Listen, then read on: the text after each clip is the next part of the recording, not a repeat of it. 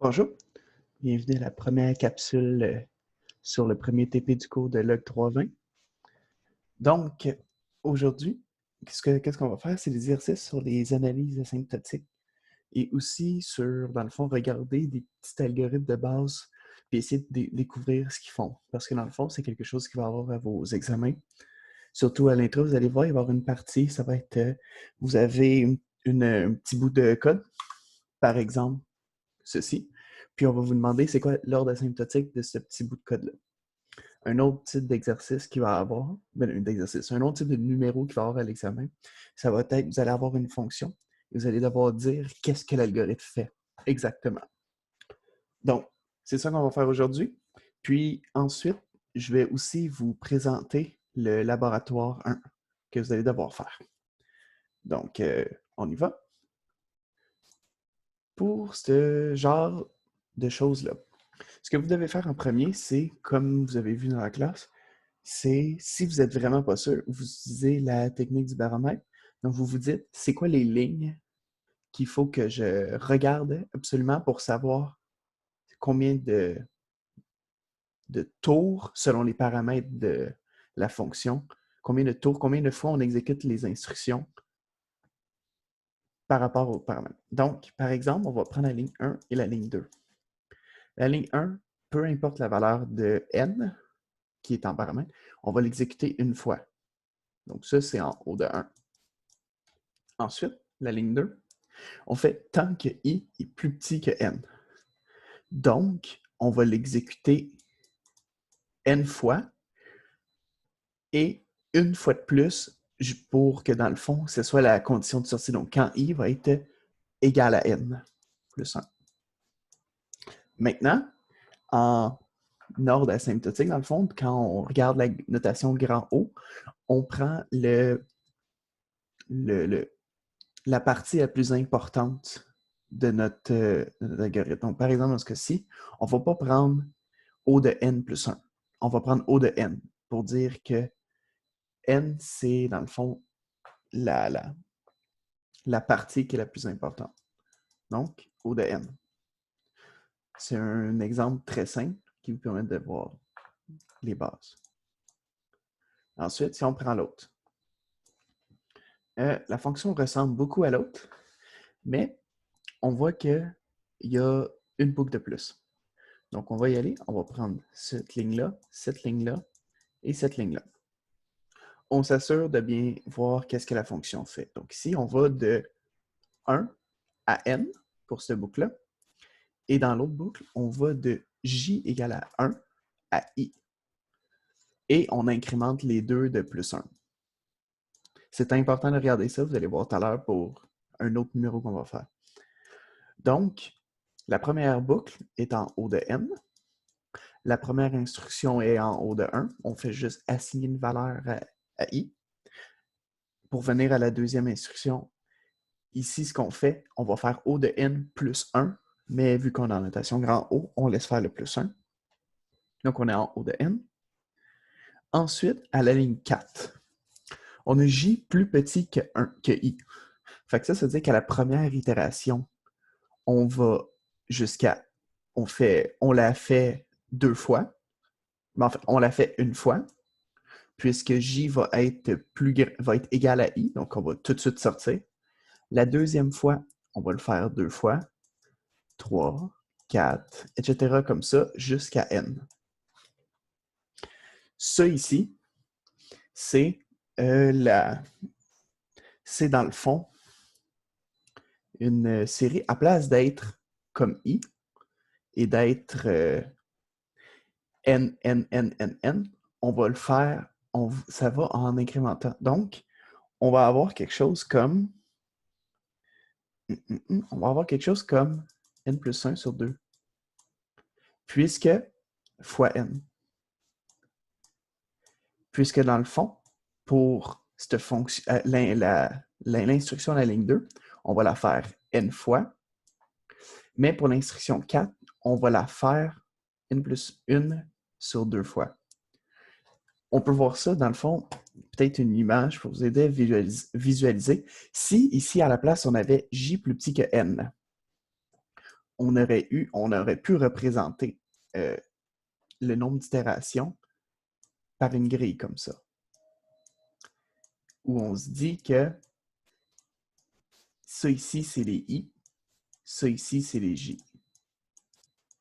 Donc, pour tous les i, pour toutes les incrémentations de la première loop, on va faire n autres incrémentations dans la deuxième loop. Mais là, nous autres, ce qu'on fait, on peut voir ça comme un triangle, comme ça. Donc, on voit que ça suit, etc. On voit que ça suit qu'est-ce que j'ai dit ici. Dans le fond, à la première fois, on fait une seule, on fait l'instruction 4 une seule fois. Ensuite, on la fait 2 fois, 3 fois, 4 fois, jusqu'à n fois. Ici. N. Ça, c'est la moitié du tableau. C'est la moitié de ça. D'où le n plus 1 sur 2. Donc, c'est pour ça que c'est ça ici. Puis ça, si on expand notre parenthèse, ça nous donne n à la 2 plus n sur 2.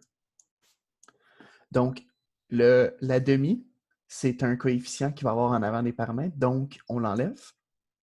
Donc, on est à n à la 2 plus n.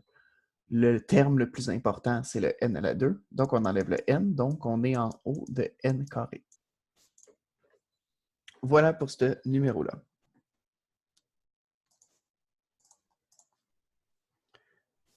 Maintenant, on voit ici, c'est très, très semblable au numéro précédent. Il y a une seule chose qui change, et c'est cette ligne-là ici. Elle est multipliée par 2 à chaque fois.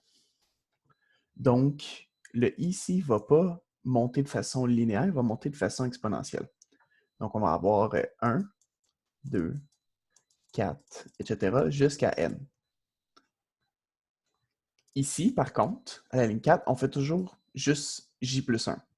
Donc, on va avoir la première itération, on va le faire une fois, 2 fois, 3 fois, etc. jusqu'à n. Maintenant, il faut faire attention. Vous voyez ici, j'ai marqué 1, 2, 3 jusqu'à n, mais dans le fond, ça va suivre qu'est-ce que lui fait. Donc, dans le cas précédent, c'était bien 1, 2, 3, 4, 5, 6, etc. Là, dans notre cas, ça va quand même suivre l'évolution ici, donc l'évolution exponentielle, même si on fait juste plus 1. Donc, vite comme ça, on pourrait dire, ben celle-là, c'est en haut de n. Celle-là, c'est en haut de log n. Fait que forcément, on est en n log n. Mais, il faut faire attention. Ça, c'est le genre de piège qu'il pourrait peut-être avoir à l'examen.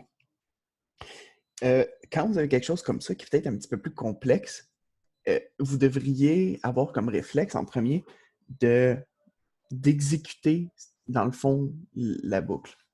Puis de vous écrire c'est quoi le nombre de fois que l'instruction est effectuée.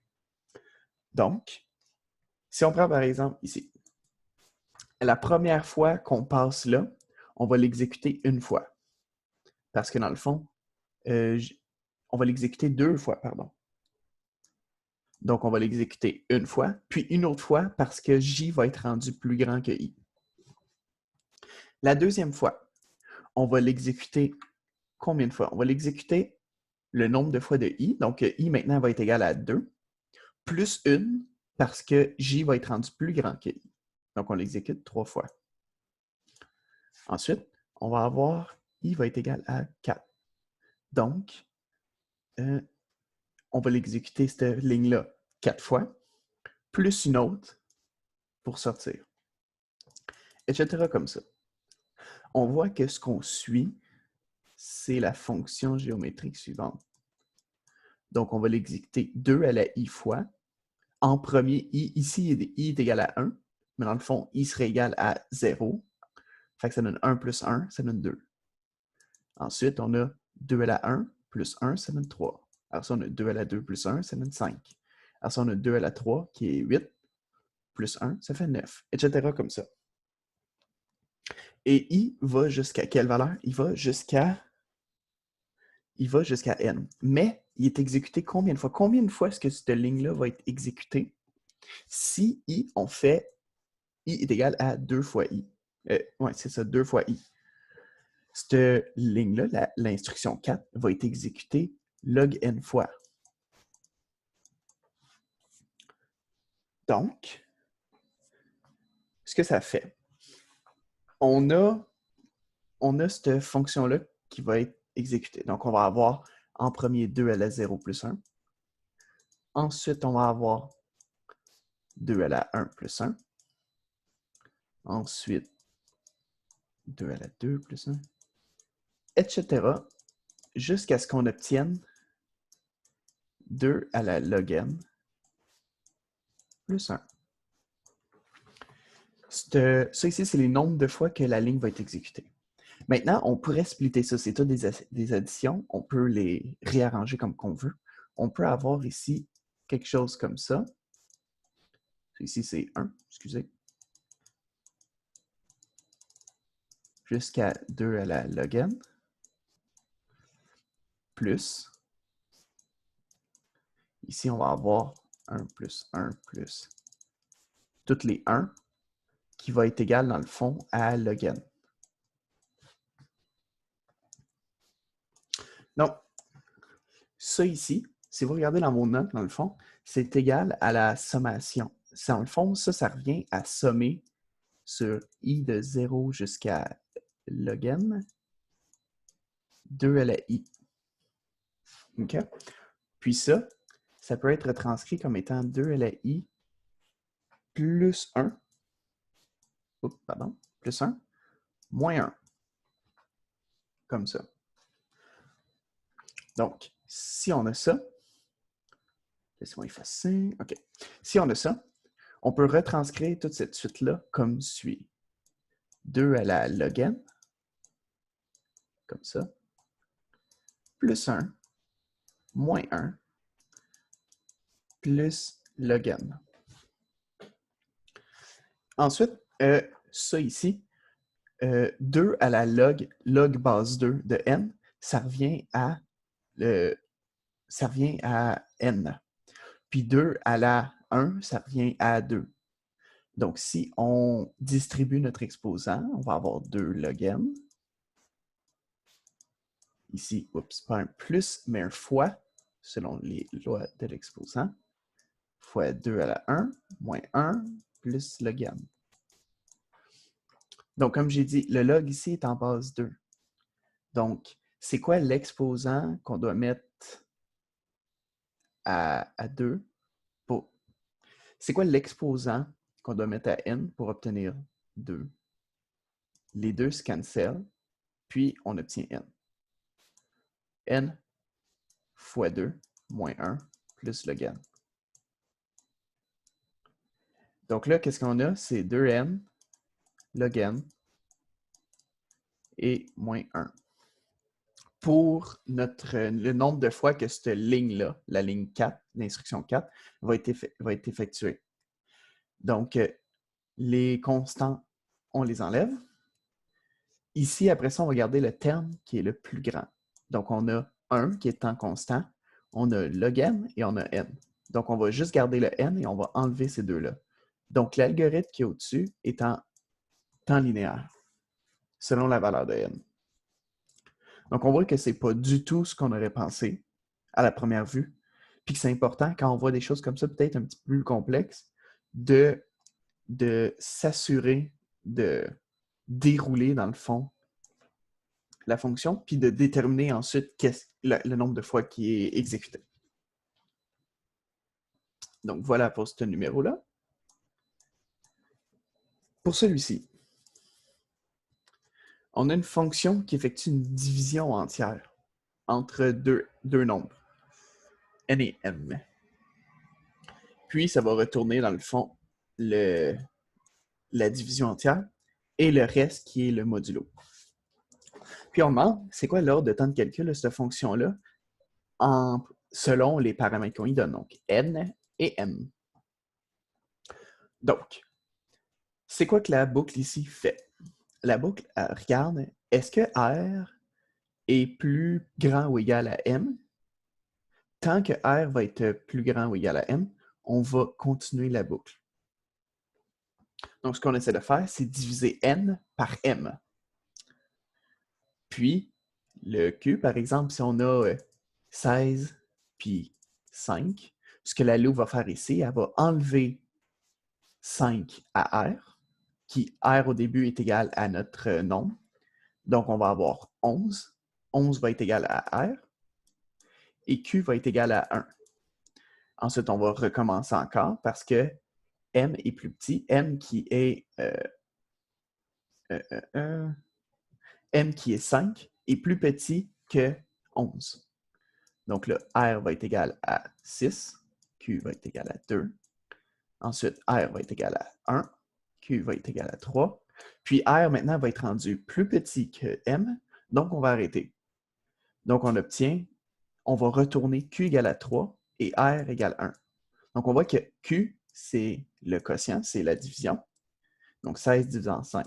Ça donne, normalement, ça donnerait quoi? Ça donnerait 3,1 divisant. 3 et 1 cinquième. Whatever, c'est quoi? Donc, 3,2. Donc, ici, on voit que ce qu'on fait, c'est on dit, hey, la division entière donne 3 et le reste, il reste 1. Donc, dans le fond, 15 modulo 5, ça donne 1. Donc, voilà ce que la fonction fait. Donc, on va regarder, on voit que nos paramètres, on a cette ligne-là, cette ligne-là. Celle-là ici est en temps constant, donc on peut l'ignorer. Maintenant, pour la ligne 3, ce qu'on dit, c'est tant que m est plus grand ou égal à r, on continue. Ce qui veut dire qu'on arrête quand m est rendu plus grand que r. R, ça égale quoi? R est égal à n au début. Puis, ce qu'on veut savoir, c'est le nombre de fois qu'on va itérer avant que R soit rendu plus petit. Donc, qu'est-ce qu'on fait à R? On le diminue de M à chaque itération. Donc, ce qu'on fait, c'est on se dit, on a M, et le moment que R va être rendu plus petit, c'est quand on va avoir rendu R, quand on va avoir répété la fonction un certain nombre de fois pour qu'il soit rendu plus petit. Donc, au début est égal à N, puis à chaque itération, on retire M. Maintenant, nous autres, ce qu'on veut savoir, c'est quand est-ce qu'il va terminer. Donc, après I itération, il va être rendu plus petit que M. Donc, on va isoler I. I qui est le nombre de fois que la ligne va être effectuée. Donc, on va avoir N plus petit que M moins IM. Plus, pardon. On envoie dans le fond ça ici, l'autre côté. Ensuite, on peut mettre les M ici comme ça. 1 plus I, plus grand que N. On met M au début, en tout cas, whatever. Ensuite, on va diviser. Pardon. On va diviser. Fait qu'on va obtenir ça comme ça. N sur M. 1 plus I. Puis on va avoir N sur M moins 1 I. Donc, c'est ce qu'on obtient. On est rendu avec, dans le fond, on dit que I, le moment qui est rendu plus grand que N sur M moins 1, ça veut dire qu'on va avoir fait le nombre d'itérations qu'il faut pour arrêter la condition de la boucle qu'il y a ici. Donc, on a un O de N sur M moins 1. On garde le terme qui est le plus important, donc N sur M. Donc, on est en O N sur M pour le temps de calcul. Maintenant, on a une autre question qui est l'ordre de la mémoire. L'ordre de la mémoire, c'est selon les deux, dans ce cas-ci, selon les deux paramètres qu'on donne à la fonction, quel devrait être, à quel point la mémoire va être utilisée, à quel point on va prendre de la mémoire, un peu comme le temps de calcul. Donc, on voit que la seule chose qu'on fait ici, on initialise deux variables. Puis, on réutilise tout le temps ces deux variables-là.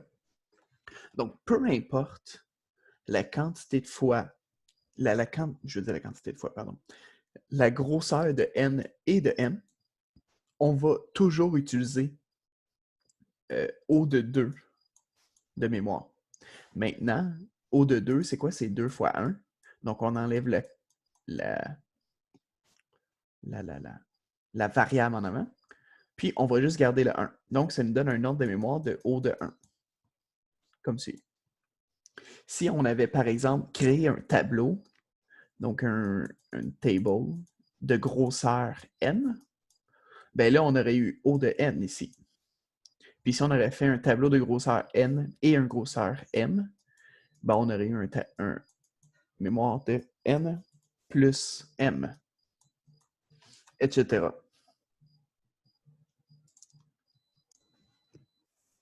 Donc voilà pour ce numéro-là. Si on continue avec le prochain,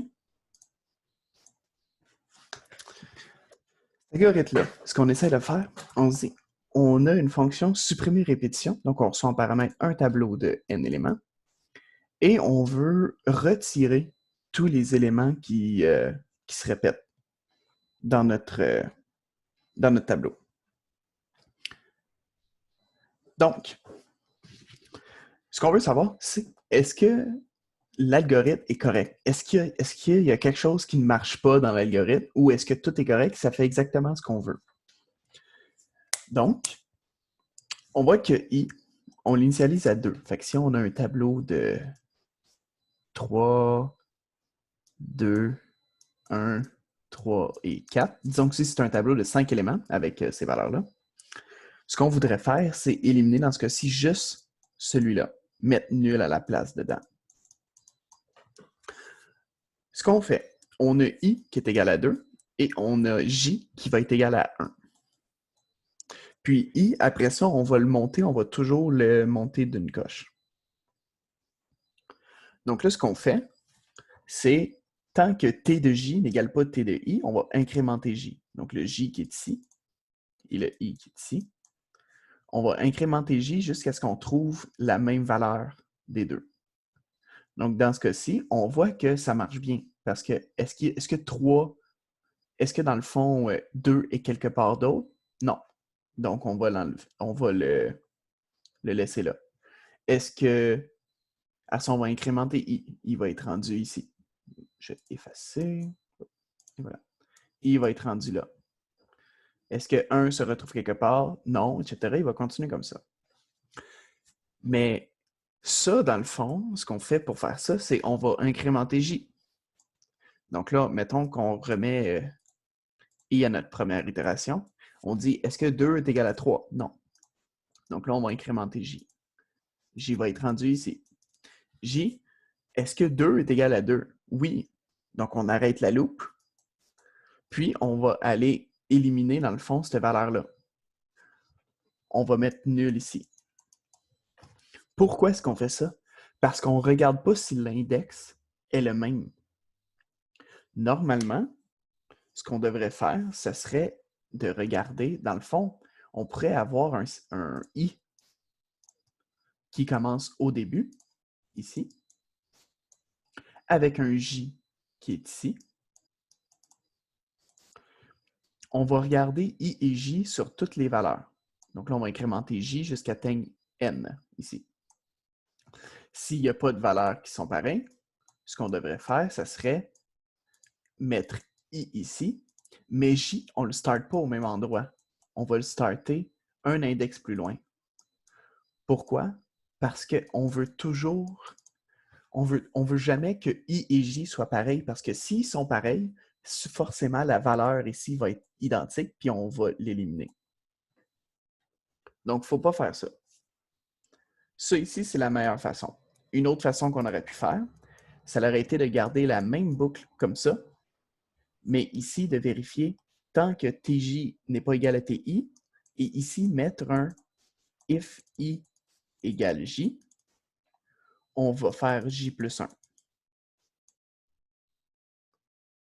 Donc, ou quelque chose du style. Dans le fond, vérifier si les deux, ou dans le fond, on pourrait dire tant qu'ils ne sont pas pareils, ou que I est égal à J.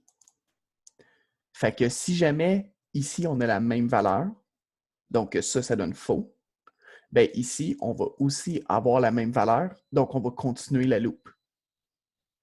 Donc, c'est juste s'assurer, dans le fond, qu'on ne teste pas les deux mêmes valeurs du tableau. Ça, c'est le premier problème qu'on a avec cette fonction-là. Le deuxième, c'est que qu'est-ce qui arrive si on ne trouve pas de répétition? Donc, je vais remettre ce que je viens de supprimer ici. Donc, on est dans ce loop-là. On a corrigé notre problème. Donc, on a mis ici, mettons, I comme ça. Donc là, on va être rendu à la fin. Ici, je vais mettre 4. On va être rendu à la fin et il ne va pas avoir eu de doublon. Donc, on va sortir de la loupe, on va aller au 6 et on va supprimer T de I nul. Ce qu'il faudrait faire, ce serait de regarder, s'assurer que I et J sont bel et bien le même nombre. Parce que si on arrive à la fin du tableau, la loupe va arrêter et on va forcément supprimer le dernier élément. Ce n'est pas ça qu'on veut. Donc ici, ce serait de regarder, mettre une autre condition. If T de I égale T de J, then on va mettre la valeur de T de I est égale à nul. Sinon, on ne le fait pas. On se dit que c'est juste que notre loupe d'avant, à l'instruction 4, a été jusqu'à la fin du tableau et n'a pas trouvé de doublon. Donc, c'était les deux erreurs que vous étiez censé trouver dans ce numéro-là. Donc, on va passer au prochain numéro. Le tri par insertion. Donc, je vous ai mis un beau petit GIF là. Ce qu'on fait, c'est qu'on prend les derniers éléments de la liste. Ben, les derniers éléments. Non. On va partir du début. On va partir d'ici. Là, lui, on le skip parce qu'on s'en fout. On va aller au 5. Ce qu'on fait, c'est qu'on va regarder, est-ce que 5 est plus petit que 6? Oui, on va l'échanger. Ensuite, on va aller au 3. On va se dire, est-ce que 3 est plus petit que 6? Oui. Est-ce qu'il est plus petit que 5? Oui, on va le changer. Là, on fait la même chose. Est-ce que 1 est plus petit que 6? Oui. Est-ce qu'il est plus petit que 5? Oui. Est-ce qu'il est plus petit que 3? Oui. 8. Est-ce que 8 est plus petit que 6? Non. On le laisse là. Est-ce que 7 est plus petit que 8? Oui. Est-ce que 7 est plus petit que 6? Non. On va le mettre en avant. Et that's it. C'est ça l'algorithme. Donc, c'est quoi la complexité de l'algorithme? On passe sur tous les éléments et pour tous les éléments, on va aller regarder tous les éléments précédents. Vous ne trouvez pas que ça ressemble un peu à la fonction qu'on avait ici? Donc, pour tous les éléments, on va boucler, puis on va regarder tous les éléments précédents. Puis on va l'ajouter à cet élément-là. Donc, on est dans un algorithme O de n carré. Selon vous, comment est-ce qu'on pourrait diminuer le nombre de comparaisons entre, dans le fond, le 3, par exemple ici, et toutes les autres? Une des solutions, c'est qu'on le sait que tous les nombres qui sont avant, par exemple, on est ici, I est là, on sait que tous les nombres qui sont avant I, donc de 1 à I-1, sont tous en ordre croissant, sont tous triés. Donc, à la place de faire une recherche linéaire et de regarder un élément à la fois, ce qu'on pourrait faire, ça serait de faire une recherche dichotomique. Donc, de regarder, est-ce que 2 est plus petit que la milieu? Est-ce que 2 est plus petit que 6? Oui. Fait qu'on va aller regarder ici, on va aller en milieu. Est-ce que 2 est plus petit que 3? Oui. Est-ce qu'il est plus grand que 1? Non. On va le mettre entre les deux. Donc, normalement, en théorie, on aurait un algorithme qui serait rendu O de n log n. En théorie. Mais pourquoi est-ce que ce n'est pas le cas? Dans le fond, on a un... Ça, c'est si ça serait un coup de 1 de modifier un élément dans un tableau. Mais dans un tableau, Si on veut ajouter un élément, par exemple, si on veut modifier un élément de place, donc par exemple, on a 2, 3, 4, 5, 6, 7. Si on veut prendre le 6 puis aller le mettre ici, c'est pas comme une liste chaînée où ça, c'est en haut de 1, on fait juste modifier une référence. Dans ce cas-ci, il faut prendre toutes les autres valeurs et toutes les pousser en avant de un élément. Puis, on va y mettre le 6 ici. Donc, ça, c'est toujours O de n. Donc, c'est pour ça que l'algorithme reste en haut de n carré. Fait que c'est une bonne chose à savoir.